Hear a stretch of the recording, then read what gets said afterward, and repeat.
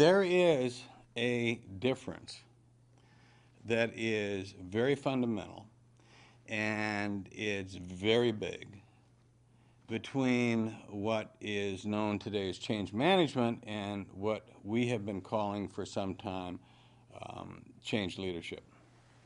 The world basically uses change management, which is a set of processes and a set of tools and a set of mechanisms that are designed to make sure when you do try to make some changes, A, it doesn't get out of control, and B, the number of problems associated with it, rebellion among the ranks, bleeding of cash that you can't afford, doesn't happen.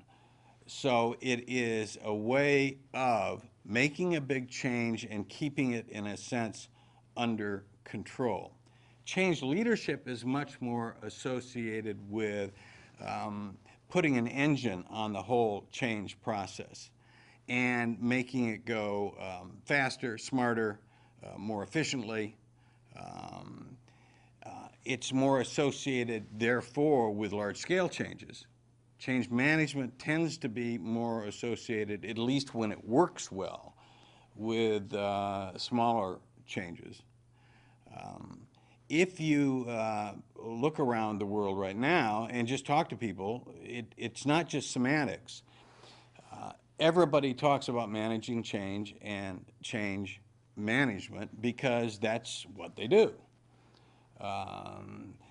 If you look at all of the tools, they're trying to push things along, but it's trying to minimize disruptions, i.e. keep things under control. It's trying to make sure change is done efficiently in the sense of you don't go over budget, another control piece. It's done with little change management groups inside corporations, sometimes external consultants that are good at that, training in change management. It's done with task forces that are basically given the whole goal of push this thing along but keep it under control. It's done with various kinds of relationships that are given names like executive sponsors, where the executive sponsor watches over this thing to make sure that it proceeds in an orderly way. And change leadership is just fundamentally different. It's an engine. It's more about urgency. It's more about masses of people who want to make something happen. It's more about big visions. It's more about empowering lots and lots of people.